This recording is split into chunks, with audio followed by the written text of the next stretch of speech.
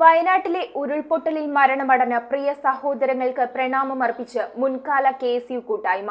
ദുരന്തത്തിൽ പൊലിഞ്ഞ ജീവിതങ്ങൾക്ക് ആത്മശാന്തി ലഭിക്കാൻ മെഴുകുതിരി തെളിയിച്ചാണ് പ്രാർത്ഥന നടത്തിയത്.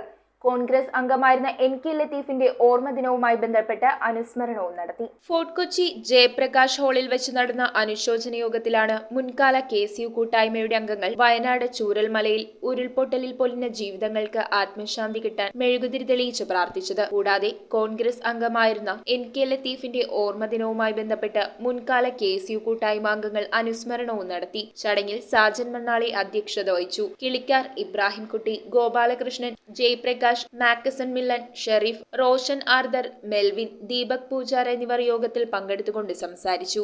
എല്ലാ സുഖങ്ങളിലും ജീവിച്ചു വന്ന ഒരു ജനാവലി, ഒരു നിമിഷം കൊണ്ട് ഇംഗ്ലീഷിൽ വാക്ക് പറയുകയാണെങ്കിൽ നോവെയർ മാൻ, ഒരിടത്തില്ലാത്തൊരു മനുഷ്യനായി അനാഥനായി മാറുന്നൊരവസ്ഥയാണ് ഒരു ദിവസം കൊണ്ട് നമ്മുടെ ഉദ്ദേശം. News bureau, Kochi. കമ്പ്യൂട്ടറിൽ നിങ്ങളുടെ കാഴ്ച പരിശോധിക്കുവാൻ ക്വാളിഫൈഡ് ഒപ്ട്രോമെട്രിസ്റ്റിന്റെ സേവനം ലഭ്യമാണ്.